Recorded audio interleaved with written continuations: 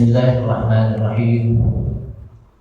Alhamdulillah hamdan katsiran thayyiban mubarakan fihi kama yuhibbu rabbuna wa yarda.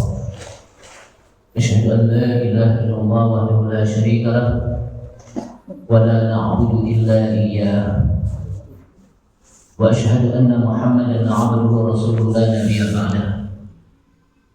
Allahumma shalli wa sallim ala nabiyyil karim Sayyidina Muhammad bin Abdullah wa ala alihi wa sahbihi wa tabi'in wa man tabi'ahu bi ihsanin ila yaumil qiyamah. Amma ba'du, qala Allah Ta'ala fi kitabihil karim wa huwa asdaqul qailin. Ya ayyuhalladzina amanu taqullaha haqqa tuqatih wa la tamutunna illa wa antum muslimun. وقال رسول الله صلى الله عليه وسلم فإن أصدق الحديث كتاب الله تعالى وخير الهدى هدى محمد صلى الله عليه وسلم وشر الأمور محدثاتها وكل محدثة بدعة وكل بدعة ضلالة. Ma'asyiral muslimin rahimani Allah rahimakum, hadirin jamaah Masjid An-Nawari yang mudah-mudahan dirahmati Allah Subhanahu wa taala. Kita awali dengan memanjatkan puji syukur kita kepada Allah Subhanahu wa taala yang telah memberikan taufik serta hidayahnya kepada kita sekalian, sehingga dengan taufik dan hidayahnya kita kembali bisa hadir di majelis yang mulia ini, majelis yang dimana kita akan mengkaji tentang kitab tauhid, yang kitab ini ditulis oleh Syekh Fauzan Shalih Fauzan, Syekh Shalih Fauzan, yang mudah-mudahan dengan kitab tauhid ini menjadi benteng kekuatan iman kita. Karena ini kitab tauhid merupakan fondasi di dalam kita beriman kepada Allah Subhanahu wa taala. Salawat serta salam kita sampaikan kepada Nabi kita Nabi Muhammad sallallahu alaihi wasallam beserta para keluarganya, para sahabatnya, para pengikutnya yang senantiasa istiqamah di dalam menjalankan sunnah-sunnahnya. Ma'asyiral muslimin, a'azzani Allah wa iyyakum, kaum muslimin yang mudah-mudahan dimuliakan Allah Subhanahu wa taala. Yang ketiga bagian dari rukun iman adalah beriman kepada kitab-kitab Allah Subhanahu wa taala.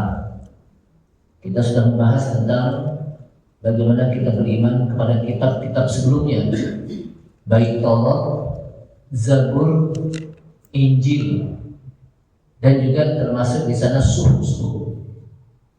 Jadi suhuf juga wajib kita imani, karena Allah SWT menyebutkan langsung dalam ayat Al-Quran suhufi Ibrahim wa Musa, yaitu di suhuf Ibrahim dan Nabi Musa. Dan pada malam ini kita masuk pada salah satu kitab yang diturunkan oleh Allah Subhanahu wa taala dan wajib kita imani, wajib kita amalkan, dan wajib kita pelajari adalah Al-Qur'anul Karim. Karena ini kitab yang diturunkan oleh Allah Subhanahu wa taala pada Nabi kita Nabi Muhammad sallallahu alaihi wasallam. Al-Qur'anul Karim, Quran yang mulia. Ketika kita menyebut Al-Quran, maka di sana ada sifat Al-Quran. Kadang disebut dengan Al-Quranul Karim, Quran yang mulia, Al-Quranul Majid, kitab Al-Quran yang agung, Al-Quranul Azim, Quran yang besar. Karena Al-Quran merupakan kalamullah. Apa arti Al-Quran? Apa arti dari Al-Quran secara etimologi bahasa? Definisi Al-Quran adalah dalam bahasa Al-Qira'ah, dari kata-kata Qira'ah, masdarnya adalah Qira'ah, bacaan. Jadi disebut Quran berarti dia adalah sebuah bacaan yang dibaca, al-makruh. Jadi yang dibaca. Dari kata-kata Qira'ah yaqra'u qira'atan wa Qur'anan. Jadi ketika kita mengatakan Al-Quran, maka dia adalah yang dibaca. Allah SWT menyebutkan dalam ayat Al-Quran, Inna alaina jam'ahu wa Qur'ana. Sesungguhnya kami telah mengumpulkan Al-Quran. Tugas kami adalah mengumpulkan Al-Quran wa Qur'ana, dan membacanya. Rasulullah SAW mendapatkan wahyu dan dikumpulkan Al-Quran dan dibacanya. Jadi Quran itu apa? Dibaca. Di rumah kita dibaca, bukan dipajang. Bukan cuma ditaruh aja. Nanti baca-bacanya pada saat bulan Ramadan saja gitu. Tapi Quran dibaca dalam setiap hari. Namanya juga Quran, Quran qiraah. Jamaah sekalian, kemudian dinukil menjadi masdar dari kata-kata qara'a yaqra'u, qira'atan menjadi Quran. Disebut Quran karena adalah dia kitab yang diturunkan, Al-Kitab Al-Munazzal ala Muhammadin sallallahu alaihi wasallam. Jadi Al-Quran itu disebut Al-Quran karena dia adalah kitab yang diturunkan oleh Allah Subhanahu wa taala atas Nabi kita Nabi Muhammad sallallahu alaihi wasallam, dan berisi tentang masalah tauhid, berisi juga tentang syariat, berisi tentang kisah-kisah, berisi juga tentang al-wa'd wal wa'id, ancaman Allah Subhanahu wa taala dan janji Allah Subhanahu wa taala, dan banyak lagi yang menyebutkan tentang apa isi Al-Quran. Jamaah sekalian, disebut Al-Quran karena Al-Quran itu menyatukan dari kitab-kitab Allah sebelumnya. Makanya Al-Quran itu disebut dengan kitab yang paling sempurna karena mencakup kitab-kitab sebelumnya. Jadi kitab-kitab sebelumnya itu berisi tentang tauhid. Al-Quran juga ada tentang tauhid. Tapi yang paling sempurna adalah kitab Al-Quran yang Allah Subhanahu wa taala turunkan. Allah SWT menyampaikan wa nazzalna 'alaikal kitaba tibyana likulli syai'in wa hudan wa rahmatan wa busyra lil muslimin. Dan kami turunkan kepada Muhammad Al-Kitab Al-Quran tibyana sebagai penjelas likulli syai'in bagi setiap apa saja. Jadi kalau kita ingin mencari hal, maka di dalam Al-Quran sudah Allah SWT jelaskan. Sehingga kata para ulama bahwa permasalahan di dunia ini itu sudah dijawab oleh Al-Quran. Jadi permasalahannya di dunia apa? Hukum yang ada di dunia ini itu sudah dijawab oleh Al-Quran. Kenapa? Karena mengambil ayat tibyanan likulli syai', menjelaskan bagi setiap apa saja. Dan dia juga wahudan sebagai petunjuk, wa rahmatan dan sebagai rahmat, wa busyra lil muslimin dan menyampaikan berita gembira bagi orang-orang muslimin. Jadi Al-Quran itu merupakan kitab yang memiliki solusi dalam kehidupan manusia di dunia ini. Sehingga ketika ada permasalahan, maka farudduhu ila Allah wa rasulih, kembalikan kepada Allah dan Rasulnya. Artinya apa? Farudduhu ila al-kitabi was sunnah, kembalikan kepada Alkitab, Al-Quran dan As-Sunnah. Sehingga jangan sampai orang mengatakan emang ada dalam Al-Quran, emang ada dalam hadis. Padahal ada.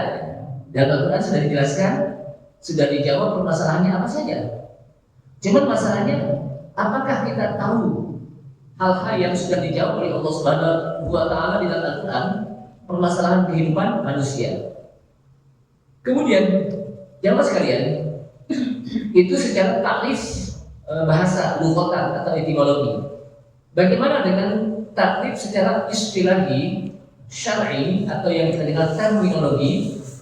Al-Quran itu adalah kalamullah ta'ala, satu, al-mu'jiz al-munazzal ala rasulih sallallahu alaihi wasallam wahyan, al-maktub bil masahibi wal mahfuz bis sudur wal maqru'u bil alsun wal masmu'u bil adhan al-manqul ilaina naqlan mutawatiran bila syubhatin al-muta'abbad bi tilawatihi.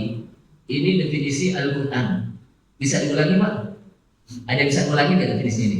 Jadi Al-Quran itu yang pertama adalah kalamullah, kalamullah ta'ala. Karena kalamullah ta'ala dia bukan kalam Nabi kita Nabi Muhammad SAW, bukan juga kalamnya Jibril.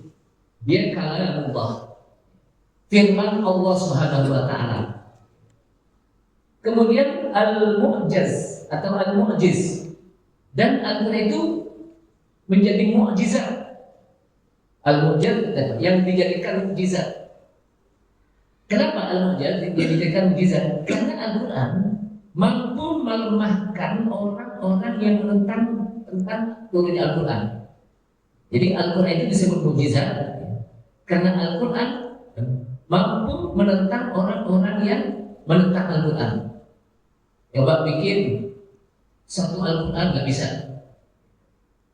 Dalam ayat Al-Quran disebutkan ya, qul la in ijtama'atil insu wal jinnu ala ayatu bimithli hadzal Qur'an la ya'tuna bimithlihi walau kana ba'dhum bi ba'dhin dhahir. Jadi katakan ya Muhammad, kalaulah manusia dan jin mereka berkumpul ala ayatu bimithli hadzal Qur'an untuk membuat seperti Al-Quran, sebagian mereka dengan sebagian yang lagi mereka berkumpul menyatu dari kalangan ahli bahasa, ahli sastra, ahli gramatikal bahasa untuk membuat seperti Al-Quran, la ya'tuna bimithlihi. Mereka tidak akan mampu untuk melakukan, untuk membuat seperti Al-Quran. Kalau gitu nggak apa-apa, nggak usah satu Al-Quran ya, bi asyri suwarin mislihi 10 ayat, nggak juga mereka mampu. Kalau nggak bisuratin satu surat, nggak juga bisa. Berarti Al-Quran adalah kalamullah yang dia mampu untuk melemahkan orang-orang yang tentangnya. Itu Al-Quran. Dan di masa Rasulullah SAW juga sudah ada orang-orang yang membuat Al-Quran, tandingan Al-Quran. Seperti Musailamah Al-Kadzdzab itu bikin tandingan Al-Quran, tapi juga tidak mampu. Apalagi zaman sekarang gitu. Bahkan beberapa tahun yang lalu, kalau nggak salah saya pernah dengar itu ada dalam satu rubrik ya, berita ada orang yang bikin membuat Al-Quran palsu tapi tidak mampu. Kenapa? Karena bahasanya biasa. Al-Quran itu kalau dilihat dari sisi bahasa itu balaghahnya tinggi. Balaghah Al-Quran apa? Tinggi, dan orang yang mampu untuk mengetahui tentang bahasa Al-Quran yang tinggi itu adalah mereka-mereka yang ahli bahasa. Baik balaghahnya, ma'aninya, badinya dan sebagainya. Itu apa? Tinggi. Yang kedua, Al-Munazzal ala Rasulih sallallahu alaihi wasallam. Dia diturunkan oleh Allah untuk Nabi kita, Nabi Muhammad SAW, bukan Nabi-Nabi sebelumnya. Nabi kita Al-Quran. Jadi yang pertama kalamullah, yang kedua dia adalah mukjizat yang dikenal oleh para ulama al-mukjizat al-khalidah, mukjizat yang abadi. Kalau mukjizat-mukjizat para nabi sebelumnya berlaku pada saat itu. Nabi Musa bisa menjadikan tongkat menjadi ular atas izin Allah Subhanahu wa Ta'ala saat itu. Nabi Musa bisa membelah lautan menjadi dua saat itu. Nabi Isa bisa menghidupkan orang yang mati saat itu. Tapi Al-Quran merupakan mukjizat al-khalidah, mukjizat yang kekal yang bisa disaksikan oleh umat Rasulullah SAW. Jadi bisa disaksikan oleh umat Nabi Muhammad SAW dari masa sahabat sampai akhir zaman, sampai hari kiamat. Makanya dikenal dengan apa? Al-mukjizat al-khalidah, mukjizat yang abadi. Dan diturunkan apa? Oleh Allah SWT untuk Nabi kita, bukan Nabi-Nabi sebelumnya. Dan dia adalah wahyu. Jadi Al-Quran apa? Wahyu yang Allah Subhanahu wa Ta'ala turunkan kadang melalui malaikat Jibril. Yang malaikat Jibril itu dalam bentuk aslinya disebutkan bahwa malaikat Jibril itu memiliki sayap yang begitu banyak. 600 sayap, dan satu sayap itu menutupi antara al-masyriq wal maghrib, menutupi ufuk. Itu baru satu sayap. Kemudian Allah Subhanahu wa Ta'ala turunkan Al-Quran, kadang Allah Subhanahu wa Ta'ala memberikan Nabi Muhammad langsung dalam hatinya. Nazala bihi ruhul amin ala qalbik. Jadi apa? Langsung Nabi Muhammad paham, atau dengan suara lonceng, atau dengan malaikat Jibril yang menyerupai seorang laki-laki.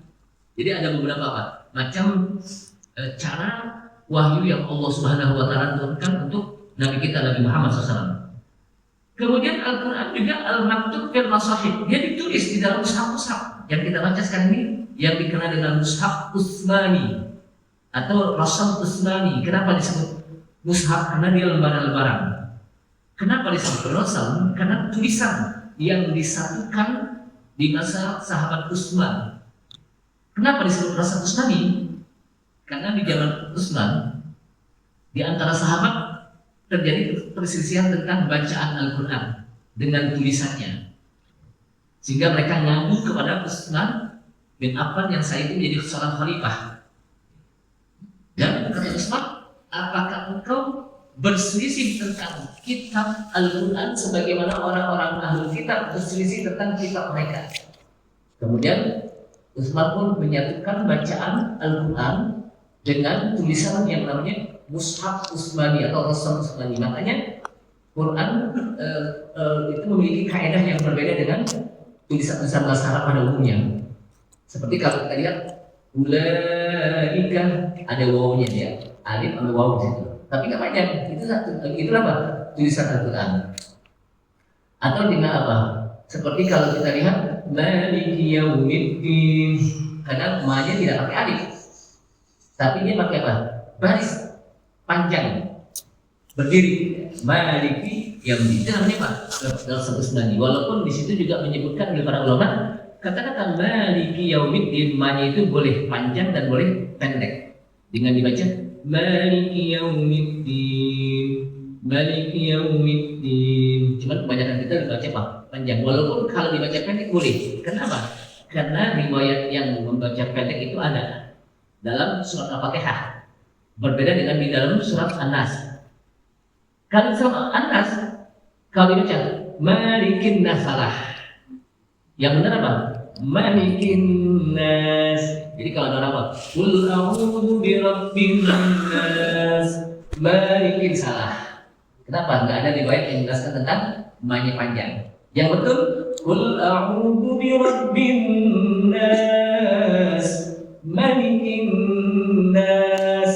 Karena saya pernah dengar jadi imam lagi, panjang lagi bacanya jadi imam. Jamaah sekalian, kemudian wal mahfuz tisrun, dan terjaga di dalam hati manusia. Jadi Al-Quran di samping ditulis juga Allah jaga dalam dada-dada manusia, sehingga Al-Quran itu bisa dihafal. Jadi Al-Quran itu apa? Bisa dihafal. Kalau kita lihat kitab-kitab yang dianggap sekarang ini, baik Bible, New Testament, Old Testament, itu apa? Tokoh agamanya nggak hafal.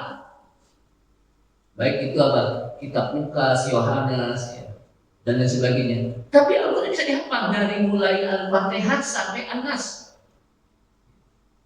Itu apa? Bisa dihafal. Kenapa? Allah jaga dalam dada-dada manusia, dalam hati manusia. Kenapa? Karena Al-Quran dijamin oleh Allah Subhanahu wa Ta'ala dengan terjaganya. Beda dengan kitab-kitab sebelumnya. Taurat, Zabur, Injil tidak ada jaminan untuk Allah jaga. Sehingga apa? Terjadi distorsi. Terjadi apa? Perubahan. Makanya macam-macam orang kita tahu, dan macam-macam. Tapi Al-Quran tetap apa yang di zaman Rasulullah SAW dengan para sahabat dan zaman kita itu yang kita baca, dan namanya tetap Al-Quran. Tidak berbeda-beda. Baik di Arab, di Timur Tengah, di Indonesia, di Asia, semuanya Al-Quran dengan bahasa Al-Quran, dan tidak ada perubahan. Makanya kalau kita belajar tentang ilmu filologi, tentang kitab-kitab suci, maka yang bisa masuk ke dalam apa? Syarat-syarat sebagai kitab suci itu hanya Al-Quran. Kenapa? Karena dia tidak terjadi apa? Perubahan dari mulai turun sampai ditulis sampai hari kiamat sampai sekarang. Itu apa? Tidak ada perubahan. Kemudian wal maqru bil alsun, dan dibaca dengan lidah. Jadi kalau kita baca bisa dengan lidah kita. Kenapa? Ada bahasa-bahasanya, ada abjadnya, hijaiyahnya. Wal masmu bil adhan, dan bisa didengar dengan apa? Dengan telinga kita. Al-manqul ilaina naqlan mutawatiran bila syubhatin, dan dinukil sampai pada kita dengan nukilan riwayat mutawatir. Enggak ada salah-salah lagi. Jadi apa? Apa yang disebut dengan riwayat mutawatir? Riwayat mutawatir kata para ulama, hadis mutawatir itu kan ma'rawatul jamaah, yang diriwayatkan oleh banyak orang. Jadi yang disebut apa? Mutawatir itu apa? Dalam setiap generasi itu diriwayatkan dalam banyak orang. Kalau banyak orang dan itu semuanya apa? Sama, maka itu mutawatir. Nggak ada keraguan, sama. Para sahabat membacanya seperti ini, kemudian turun kepada tabi'in, bacanya juga sama, meriwayatkan Al-Quran. Terus atba'ut tabi'in terus sampai kepada kita sampai hari kiamat itu mutawatir. Sehingga apa? Tidak ada yang berbeda. Tidak apa? Ada yang berbeda. Beda dengan hadis. Maka hadis itu kan ada hadis ahad, ada hadis apa? Mutawatir. Lalu apa? Hadis ahad juga macam-macam. Ada hadis sahih, ada hadis apa? Hasan, ada dhaif. Kalau hadis mutawatir pasti sahih. Kenapa? Ma'rawatul jamaah. Karena dalam setiap generasi meriwayatkan. Nah, Al-Quran juga begitu, riwayat mutawatir. Karena apa yang dibaca oleh para sahabat di zaman Rasulullah SAW sampai sekarang, sampai sekarang itu sama sebenarnya, tidak ada perubahan. Itu mutawatir. Karena dalam setiap generasi mereka meriwayatkan tentang bacaan Al-Quran.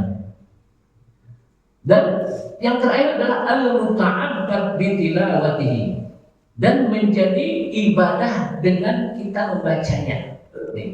Yang menjadi apa? Titik ini al-muta'abbad bi tilawatihi, dan dia menjadi ibadah dengan kita membacanya. Berbeda dengan yang lain. Tidak jadi ibadah. Tapi kalau Al-Quran, kalau kita baca, disebutkan man qara al-Quran bi kulli harfin hasanah.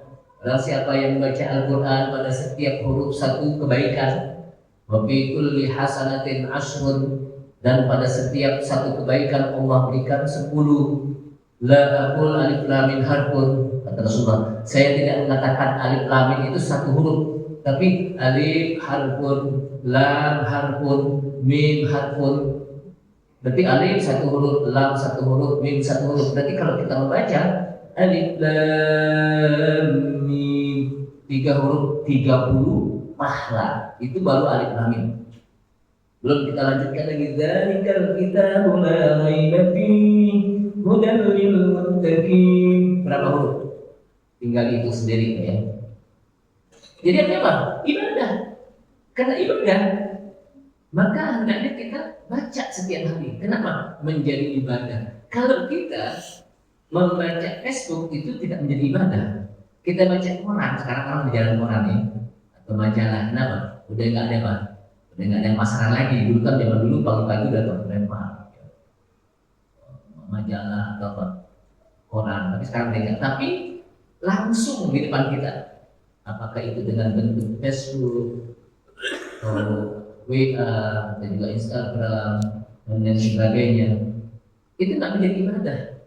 Bahkan mungkin kita jadi bingung gitu. Ada orang dia nggak mau ngaji, pokoknya saya ngaji di YouTube aja deh. Akhirnya dia peserta apa aja tuh ilmu yang dari ustadz ini, bingung ustadz ini mana benar. Jadi dari mana? Anda dari YouTube kemudian ya udah itu tanya YouTube semua. Karena dulu itu kan di YouTube, tanya YouTube. Jadi apa? Kebingungan gitu. Ini kok kata yang susah ini begini. Ini kalau kita ngaji, saya bilang, kita ngaji pertama ada rujukannya. Tahu rujukannya Pak? Ada marojiknya, ada daftar pustakanya, yaitu apa? Kitab. Itu yang disebut ngaji. Makanya apa? Orang dulu disebut kenapa mau ngaji? Ada yang dikaji. Gitu. Kenapa? Karena kalau nggak pakai kitab, orang mengajar nggak pakai kitab. Saya dulu diingetin oleh orang tua saya, kalau mengajar nggak pakai kitab, kita itu menyampaikannya kadang-kadang dengan asumsi sendiri, menurut kita sendiri, menurut hemat saya, menurut pendapat saya, menurut ide saya, menurut persepsi saya, kan begitu. Kenapa? Karena nggak ada kitabnya. Tapi kalau kitab, di dalam kitab ini, menurut ulama ini, menurut pendapat Imam Syafi'i, menurut pendapat Imam Malik, hadis ini begitu. Kan ada pendapatnya gitu, ada rujukannya gitu. Dan itu bisa dipertanggungjawabkan. Tapi kalau nggak bisa. Kenapa? Itu kan menurut hemat inti, menurut persepsi inti gitu. Menurut pendapat inti. Lalu menurut pendapat Al-Quran gimana ya? Hadis gimana nih? Pak ulama gimana gitu? Nah, ini ya Pak, makanya Pak itu yang disebut ngaji itu ada kitabnya sebetulnya. Kenapa? Karena ada yang dikaji. Kalau bahasa sekarang ini namanya bedah buku. Ada yang dia Pak, dikaji buku. Jamaah sekalian rahmatullah, itulah Al-Quran, al-muta'abbad bi tilawatih. Dia menjadi ibadah dengan kita membacanya. Kemudian Al-Quran kalamullah Ta'ala. Jadi Al-Quran kalamullah Ta'ala. Kita wajib mengimani, meyakini, mengatakan bahwa Al-Quran itu adalah firman Allah.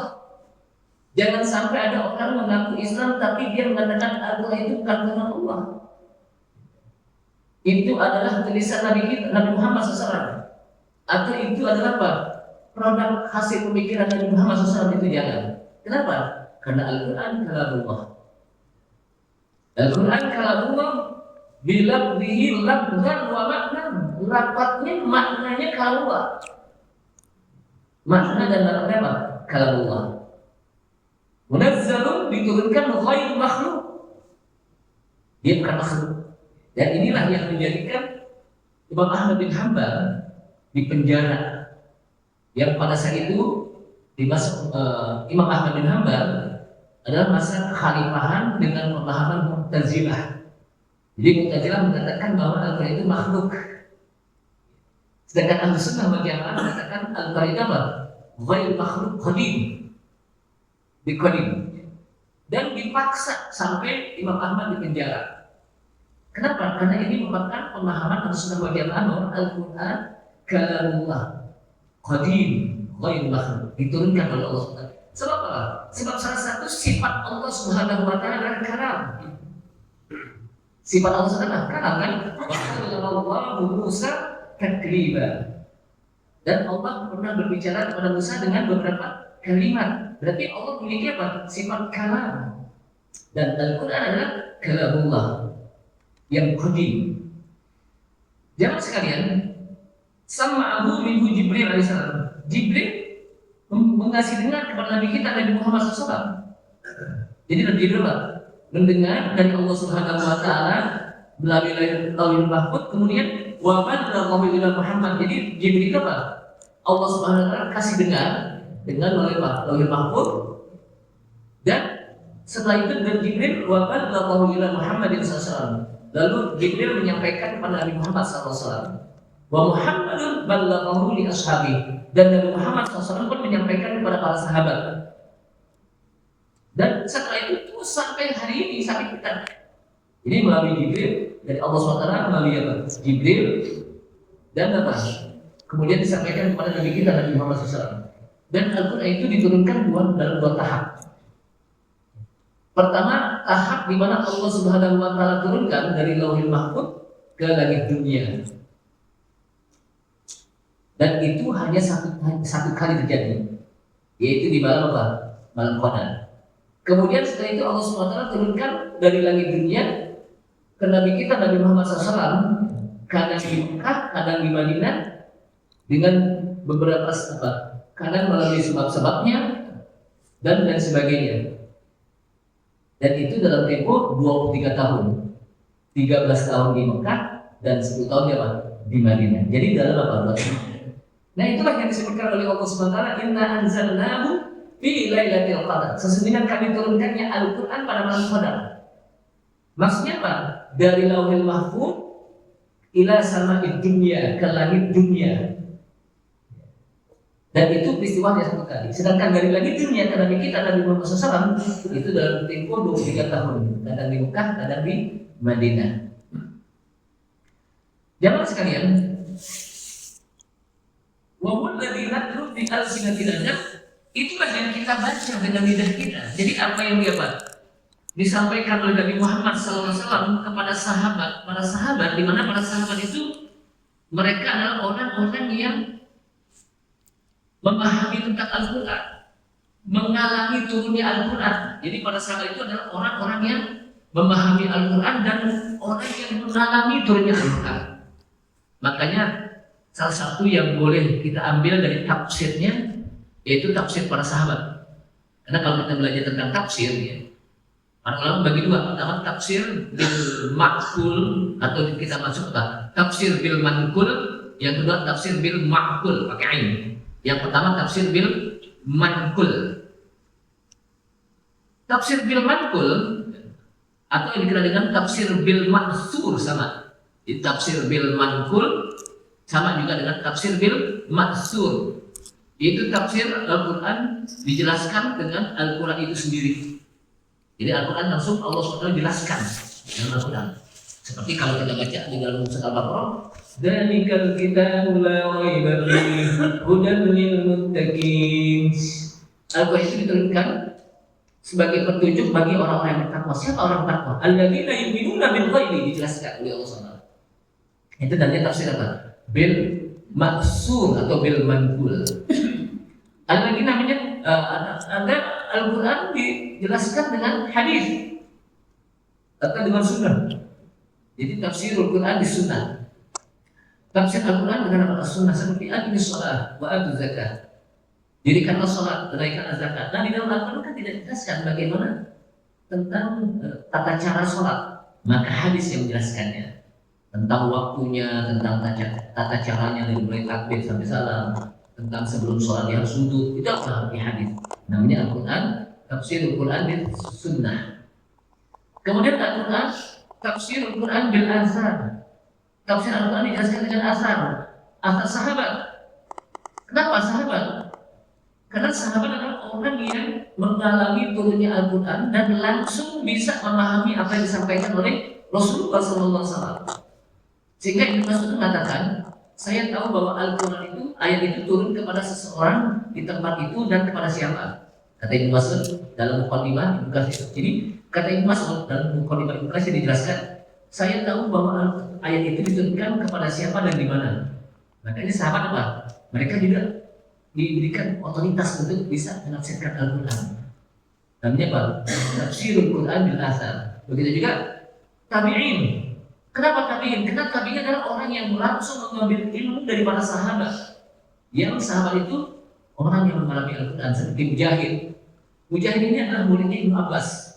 Dan Ibnu Abbas adalah turjumanul Quran, dikenal dengan orang yang paham betul Al-Quran. Makanya Ibnu Abbas itu apa? Kenapa dia paham Al-Quran? Karena dia pernah didoakan oleh Rasulullah SAW. Allahumma faqihu fid-din wa 'allimhu bit-ta'wil. Ya Allah, ajarkan Ibnu Abbas masih kecil. Fid-din dalam agama. Allahumma faqihu fid-din. Ajarkan, berilah dia pemahaman yang mendalam di apa? Pemahaman yang mendalam di dalam agama. Wa 'allimhu bit-ta'wil, dan ajarkan dia ilmu takwil, ilmu tafsir maksudnya. Jadi ya Allah, berilah dia pemahaman agama yang mendalam, tafaqquh.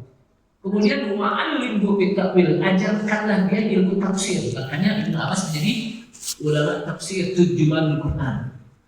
Sehingga para sahabat ketika mereka tidak paham tentang Al-Quran, setelah Rasulullah SAW meninggal, maka mereka bisa bertanya kepada Ibnu Abbas. Jamaah sekalian, kemudian disebutkan lagi tafsir sahabat tadi, tafsir atba'ut tabi'in. Wa huwa alladzi natlu bi alsinatina, dan itulah yang kita baca di mana Rasulullah menyampaikan kepada sahabat, dan itulah yang kita baca dengan lidah kita dan kita tulis dalam mushaf-mushaf kita dan kita jaga dan kita hafal dalam hati kita, dalam dada kita, dan kita bisa mendengar dengan telinga kita Al-Quran. Sehingga Allah SWT menyebutkan wa in ahadum minal musyrikin astajaraka fa'ajirhu hatta yasma'a kalam Allahi summa ablighu ma'manah dzalika bi annahum qaumun la ya'lamun. Itu di surat At-Taubah disebutkan wa in ahadum minal musyrikin, dan jika salah seorang dari kaum musyrikin istajaraka, dia minta perlindungan kepada Muhammad, fa'ajirhu, lindungi dia. Bayangkan, Islam mengajarkan kalau ada orang kafir musyrik dia minta perlindungan masuk dalam sebuah negeri yang di situ apabila ada muslimin, negeri orang muslim, lalu dia minta perlindungan, lindungi dia. Bayangkan, enggak langsung main bunuh aja, kan kadang-kadang main bunuh aja ketemu orang ini. Dilihat orang ini apa? Minta perlindungan enggak dia? Dia neko-neko enggak terhadap umat Islam? Kan enggak. Kalau gitu lindungi. Itu Islam mengajarkan akhlak Islam kepada orang-orang non-muslim. Hatta yasma'a kalam Allah, sampai sehingga dia bisa mendengar kalam Allah. Kalau dia diberi apa? Kita lindungi, kemudian dia berada di negeri bilad muslimin, lalu dia bisa mendengar Al-Quran. Jadi hatta yasma'a kalam Allah, summa ablighu ma'manah, kemudian berikanlah dia amanah. Sampaikan amanat kepadanya. Kenapa? Bi'annahum qaumun la ya'lamun. Karena mereka adalah kaum yang tidak paham tentang Islam. Jemaah sekalian, kemudian di dalam apa? disebutkan bahwa Rasulullah SAW dalam sebuah riwayat hadis, di sini hadisnya itu apa? Di dalam kitab Bukhari, Al-Bukhari dalam kitab Al-Jihad, salah satunya beliau mengutip dalam hadis tersebut, Rasulullah mengatakan naha ayyusafira bil Qur'ani ila ardil aduwi. Kata Rasulullah di dalam sebuah hadis itu disebutkan Rasulullah melarang seseorang musafir dengan membawa Al-Quran ke bumi musuh. Ada bumi apa? Kita bawa Quran ke musuh. Kenapa? Karena nanti ini apa? Qurannya akan diinjak-injak oleh mereka. Makanya Pak dijaga dalam hati kita. Kita jaga, nggak sembarangan orang apa namanya megang Al-Quran. Ini kan kadang-kadang kita Al-Quran di bawah, di lantai, diinjak-injak dan sebagainya. Orang-orang dulu itu kalau bawa Al-Quran Pak, betul-betul dijaga dengan Al-Quran. Saking bertakdirkannya Al-Quran. Itu kan cuma sekedar kertas kitab saja, betul. Tapi bukan itu yang lihat isinya. Karena ada sebuah kasus dulu ya di dalam di sebuah perguruan tinggi Islam. Ketika dosen datang, tiba-tiba dia menginjak-injak kertas tulisan-tulisan Al-Quran. Kemudian para mahasiswa itu bertanya, apa kata dosen tersebut? Mungkin dosennya apa? Islam liberal ya. Ini kan kertas, ada takbir itu. Ini kan sebuah kertas saja, betul. Tapi kan di dalam kertas itu ada tulisan apa? Al-Quran. Jadi jangan sampai diinjak-injak.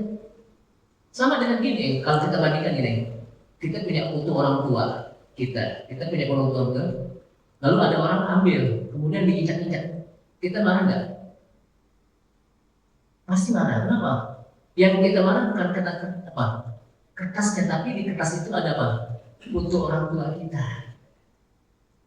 Utuh orang tua. Ada orang gini, bendera diinjak-injak, bendera. Kita bukan masalah bendera, kan bendera itu sebuah benda saja. Tapi ini sebuah simbol kan, bahwa negara itu apa? Bendera itu adalah sebuah apa? Simbol negara. Berarti kalau Anda injak apa? Bendera, berarti ada apa? Injak-injak apa? Negara itu kan apa? Itu saja masalah dunia saja. Orang sudah apa? Bisa pahami. Apalagi Al-Quran. Apalagi apa? Al-Quran. Jadi bukan dia bendanya, tapi yang dia apa? Isinya. Bahwa di situ ada tulisan Al-Quran. Kemudian Allah SWT juga menyebutkan Zayyinul Qur'ana bi aswatikum. Hiasilah Al-Quran itu dengan suara kalian. Jadi kalau kita baca Al-Quran itu yang bagus, yang indah gitu.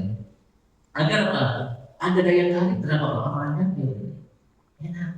Makanya imam itu salah satunya ya umul qauna ahsanuhum Qur'anan. Suatu kaum hendaknya diimami dengan udah isai. Satu kaum hendaklah diimami oleh yang ahsanul Qur'anan, yang paling baik tentang Qur'annya. Tapi para ulama mengatakan bukan hanya bacaannya saja, tapi bagaimana dia bisa memahami Al-Quran secara baik. Di samping juga apa? Dia bacaannya memang bagus. Memang apa? Bagus. Tapi juga tidak didayu-dayu gitu. Tidak dia apa? Tidak di kalau bahasa kita di belagu-belagukan gitu. Bukan lagu dibelagu-belagukan gitu. Sehingga apa? Kelihatan bahwa dia apa? Sengaja-sengaja untuk apa? Mendayu-dayu. Bukan, artinya apa? Betul-betul memang suaranya bagus. Kita pernah dengar kalau dia apa? Di Timur Tengah ya, seperti di Masjid Nabawi atau di Mekah Al-Karamah itu apa? Alhamdulillahi Rabbil Alamin Ar-Rahmanir Rahim. Itu kan apa? Biasa gitu kan? Jadi apa? Sengaja apa? Agar apa? Ada daya tarik. Orang yang mendengarkan pun bisa dia apa? Mentadabburkannya gitu. Walaupun lama, kadang-kadang panjang bacanya, kalau enak seakan-akan pendek bacanya. Baru baca udah ruku aja kan gitu. Coba kalau bacanya udah gak enak, lama, aja. Itu juga apa? Menjadi apa? Hal yang menjadi pertimbangan gitu. Makanya Rasulullah mengatakan Zayyinul Qur'ana bi aswatikum. Hiasi Al-Quran dengan suara kalian. Agar apa? Indah. Kenapa? Karena Al-Quran itu indah. Maka dibaca dengan bacaan yang indah. Kemudian udah isya ini ya. Ini saja Bapak sekalian. Kalau saya terus ini agak panjang nih. Tidak sampai bikin habis isya. Tapi karena kita dibatasi dengan waktu dan kita harus juga menghormati waktu sholat, menghormati adzan. Sehingga paling tidak bahwa beriman kepada Al-Quran, harus kita tahu tentang definisi Al-Quran itu sendiri. Jangan sampai ada orang beriman pada Al-Quran tapi tak tahu apa sih Al-Quran, pokoknya aneh baca aja deh gitu. Kan gitu. Padahal ada definisinya. Al-Quran itu adalah kalamullah. Orang-orang Mu'tazilah dia mereka juga membaca Al-Quran. Orang-orang Mu'tazilah membaca Al-Quran. Bahkan ada tafsir yang ditulis oleh orang-orang Mu'tazilah. Tapi kenapa dia menyimpang? Karena dia mengatakan bahwa Al-Quran itu makhluk, bukan qadim. Padahal membaca Al-Quran. Nah, oleh karena itulah jemaah sekalian, perlu kita pahami tentang Al-Quran, definisi Al-Quran, sehingga al-muta'abbad menjadi titiknya itu al-muta'abbad bitilawati, dan menjadi sebuah ibadah kalau kita membacanya, sehingga karena kita menjadi ibadah maka kita rajin untuk membaca Al-Quran. Ini saja, mudah-mudahan bermanfaat apa yang saya sampaikan, dan mudah-mudahan kita mungkin 3 kali lagi ya, 3 kali lagi apa? Pokoknya mentoknya Ramadan tadi ya. Apa mau libur? Mau libur mau ngapain gitu? Mau jalan-jalan gitu. Itu ya Pak, mau jalan-jalan. Yaudah kita sampai ketiga ya.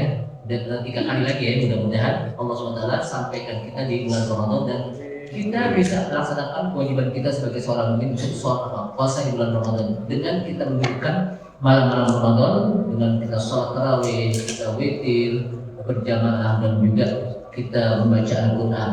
Ini saja. Alhamdulillah. Asyhadu an la ilaha illa anta astaghfiruka wa atubu ilaik. Assalamualaikum warahmatullahi wabarakatuh.